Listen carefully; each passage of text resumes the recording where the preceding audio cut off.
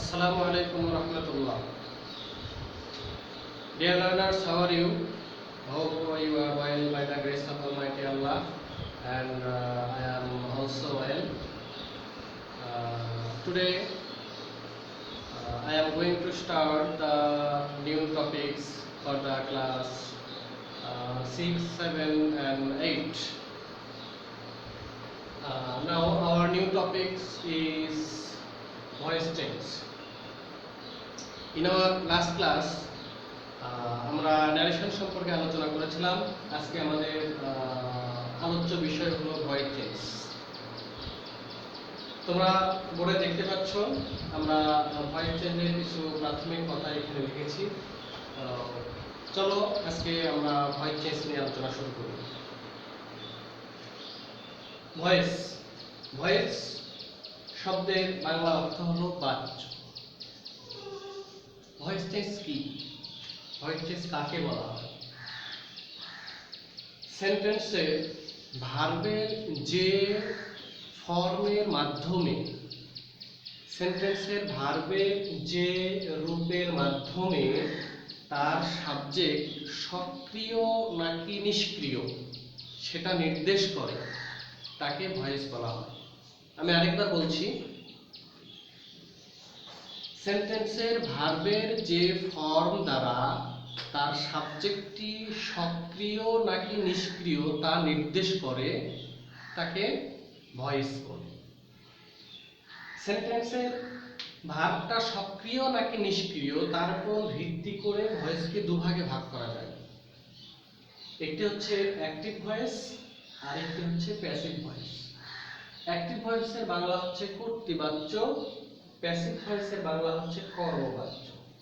এখন active voice কি এবং প্যাসিভ ভয়েস কি এটা আমরা একটু শিখব। যে সেন্টেন্সের সাবজেক্ট সক্রিয় হয়ে নিজে কাজ সম্পন্ন করে তাকে অ্যাক্টিভ ভয়েস বলে, এবং যে সেন্টেন্সের সাবজেক্ট নিজে কাজ করে না, নিষ্ক্রিয় থেকে অন্যের মাধ্যমে কাজ সম্পন্ন করে নেয় তাকে প্যাসিভ ভয়েস বলে। এই কথাগুলো আমরা বোর্ডে লিখি নাই, এগুলো তোমাকে জানতে হবে। এগুলো পরীক্ষায় আসবে না, ঠিক আছে, কিন্তু এই ব্যাপারগুলো মাথায় রেখে সামনের দিকে এগোতে হবে। তাহলে আমি আরেকবার একটু বলে নিই। অ্যাক্টিভ ভয়েসের সাবজেক্ট সক্রিয় থাকে, নিজে কাজ করে। প্যাসিভ ভয়েসের সাবজেক্ট সক্রিয় থাকে না, নিষ্ক্রিয় থাকে এবং অন্যের মাধ্যমে কাজ সম্পন্ন করে নেয়। আমাদের সিলেবাসে যেটা আসবে সেটা হচ্ছে ভয়েস চেঞ্জ। অ্যাক্টিভ ভয়েস থেকে প্যাসিভ ভয়েস অথবা প্যাসিভ ভয়েস থেকে অ্যাক্টিভ ভয়েসে পরিবর্তন করতে হবে।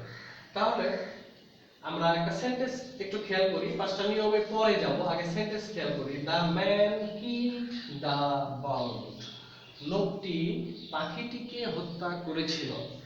তো এখানে আমরা দেখতে পাচ্ছি দ্য ম্যান হলো সাবজেক্ট, কিল্ড হলো ভার্ব, দ্য বার্ড হলো অবজেক্ট। তো আমি বলেছিলাম অ্যাক্টিভ ভয়েসের সাবজেক্ট সক্রিয় থাকে, নিজে কাজ সম্পন্ন করে। তাহলে খেয়াল করি এখানকার সাবজেক্ট কে? The man. পাখিটিকে হত্যা করেছিল কে? The man. তার মানে এখানে দ্য ম্যান সক্রিয় থেকে নিজে হত্যা করার কাজটি সম্পন্ন করেছিল। এই জন্য আমরা এটাকে প্যাসিভ ভয়েস বলবো না, কি বলবো? অ্যাক্টিভ ভয়েস বলবো। পাখিকে হত্যা করার কাজ সম্পন্ন করেছিল লোকটি, তার মানে লোকটি কাজ করেছে এখানে, এই জন্য এটা অ্যাক্টিভ ভয়েস। সাবজেক্ট সক্রিয়, সক্রিয় মানে যে কাজ করতে পারে। ওকে, এইটাকে এখন প্যাসিভ ভয়েস বানানো কি নিয়ম সেটা আমরা দেখি। দেখতে পাচ্ছি আমরা অ্যাক্টিভ ভয়েসকে প্যাসিভ ভয়েস করার নিয়ম। প্রথম নিয়ম, অ্যাক্টিভ ভয়েসের অবজেক্টকে প্যাসিভ ভয়েসের সাবজেক্ট বানাতে হবে। অ্যাক্টিভ ভয়েসের অবজেক্ট কি? আমরা দেখতে পাচ্ছি দা বার্ড। তাহলে প্যাসিভ করার সময়ে ওইটাকে সেন্টেন্সের সাবজেক্ট বানাতে হবে। ওকে, বানালাম দা বার্ড। এরপরে আমরা দুই নম্বর নিয়মে দেখতে পাচ্ছি টেন্স ও পারসন অনুসারে অক্সিলারি ভার্ব নিতে হবে। This is the fact. এটাই তোমাকে ভালো করে শিখতে হবে যে কিভাবে আমাকে অক্সিলারি ভার্বটি নিতে হবে। অক্সিলারি ভার্ব নেওয়ার নিয়ম আমরা একটু পরে শিখবো, আপাতত আমি শুধু এখানে বোঝাই দিচ্ছি এখানে কি আসবে। টেন্স ও পার্সন অনুসারে এই সেন্টেন্সটি কোন টেন্সে আছে, ভার্বের টু এখানে আমরা দেখতে পাচ্ছি। সেন্টেন্সে ভার্বের 2 নম্বর ফর্ম থাকলে সেটা পাস্ট ইনডিফিনিট টেন্স হয়। আচ্ছা, পাস্ট ইনডিফিনিট টেন্স যদি হয় প্যাসিভ করার সময় ওয়াজ এবং ওয়্যার নিতে হয়। দা বার্ডের সাথে, দা বার্ড হলো সিঙ্গুলার, এই জন্য এটার সাথে কি বসবে, ওয়াজ বসবে। তাহলে দা বার্ড ওয়াজ এক নম্বর হয়ে গেল, 2 নম্বর হয়ে গেল। এবার আমরা 3 নম্বর নিয়মে আসি। ভার্বের 3 নম্বর ফর্ম নিতে হবে, অর্থাৎ ভার্বের পাস্ট পার্টিসিপল ফর্ম নিতে হবে। তো কিল্ডের পাস্ট পার্টিসিপল ফর্ম হচ্ছে কিল্ড, কিল, কিল্ড, কিল্ড। তাহলে আমরা এটাই হচ্ছে V3 কিল্ড। ওকে, এরপর 4 নম্বর নিয়মে আসি। সাধারণত প্রিপজিশন বাই বসে, প্রিপজিশন বাই বসে এই কথাটি আমি লিখতে পারতাম, কিন্তু সাধারণত কথাটি এই জন্য লিখছি যে অনেক সময় প্রিপজিশন বাই না বসে অন্য প্রিপজিশনও বসতে পারে, তবে ম্যাক্সিমাম সময় প্রিপজিশন বাই বসবে। তো আমরা প্রিপজিশন বাই নিয়ে ফেলি। এরপরে অ্যাক্টিভ ভয়েসের সাবজেক্টকে প্যাসিভ ভয়েসের অবজেক্ট বানাতে হবে। তাহলে অ্যাক্টিভ ভয়েসের সাবজেক্টকে দা ম্যান, এটাকে প্যাসিভ ভয়েস করার সময় অবজেক্ট বানাতে হবে। তাহলে দা ম্যান শেষে আসবে অবজেক্ট হয়ে।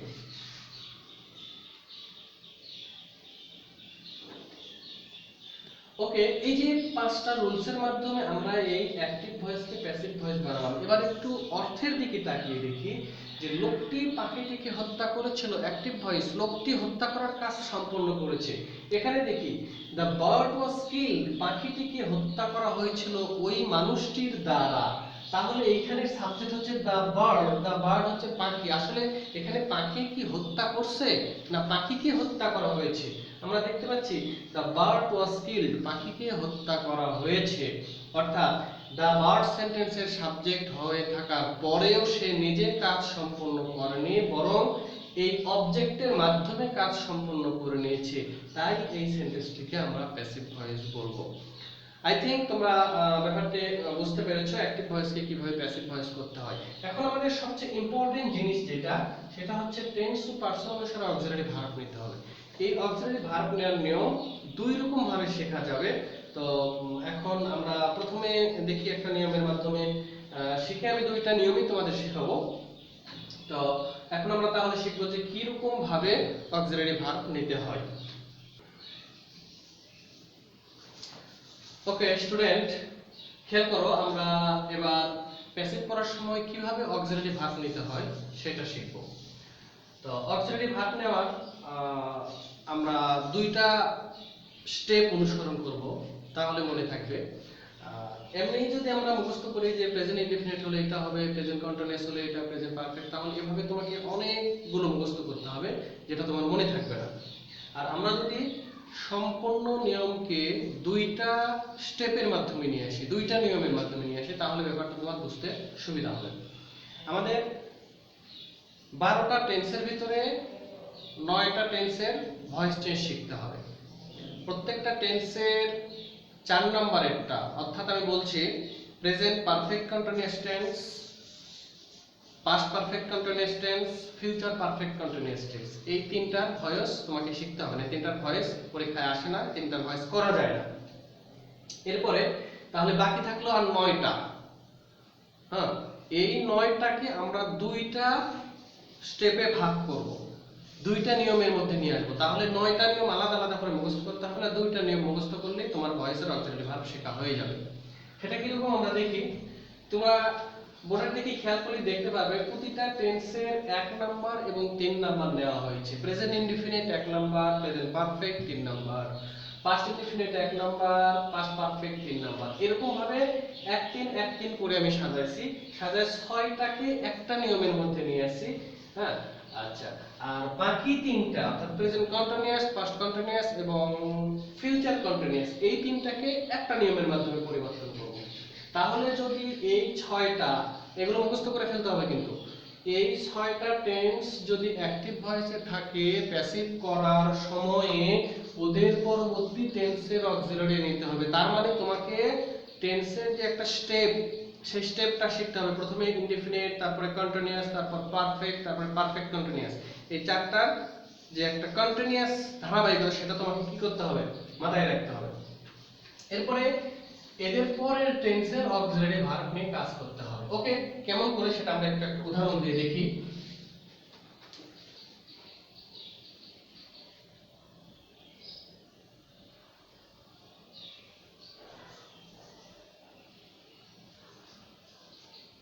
I have done the work.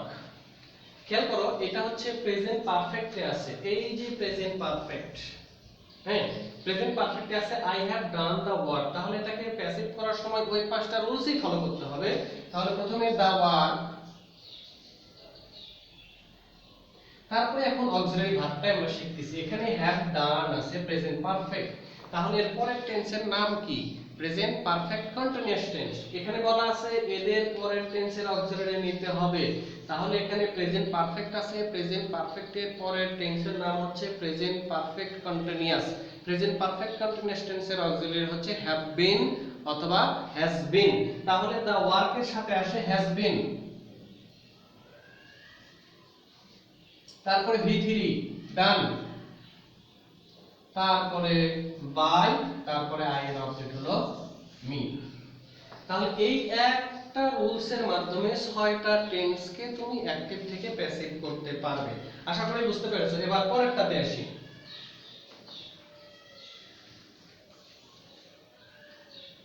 পরেরটাতে তোমরা খেয়াল করছো যে তিনটা টেন্স আছে, present continuous, past continuous, future continuous. উক্ত অক্সিলারি ভার্বের সাথে বিং বসে। বিং ভার্বটা খেয়াল করতে হবে, B E I N G, being. তাহলে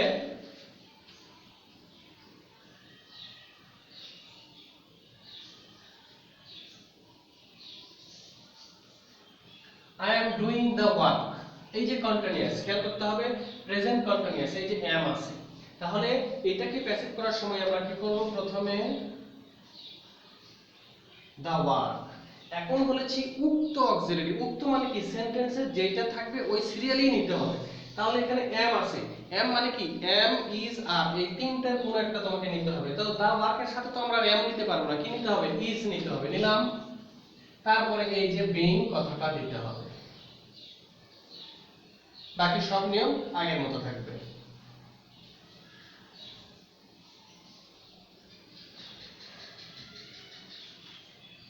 এই আমরা মোটামুটি 9টা টেন্সের অ্যাক্টিভ থেকে প্যাসিভ করা শিখে ফেললাম।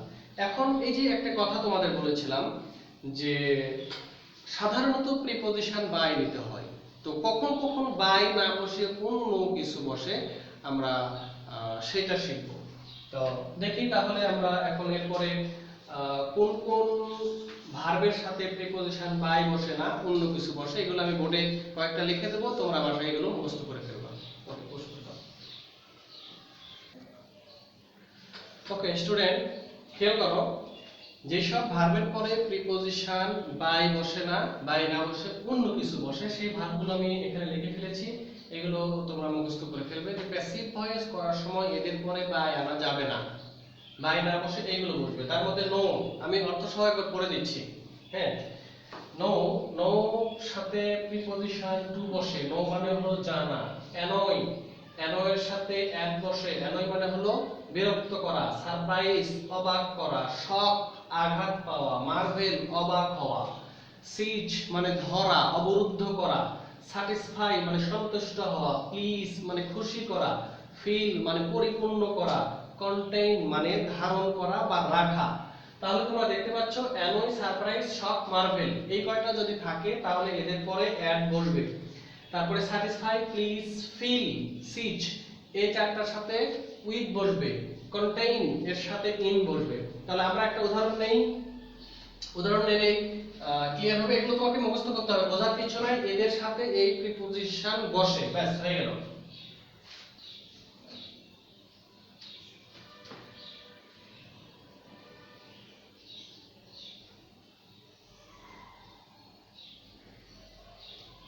আমরা দেখতে পাচ্ছি দ্য নিউজ শকড আস, ঘটনাটি আমাদের কি করেছিল? শক করেছিল, আমাদের আঘাত দিয়েছিল, কষ্ট দিয়েছিল।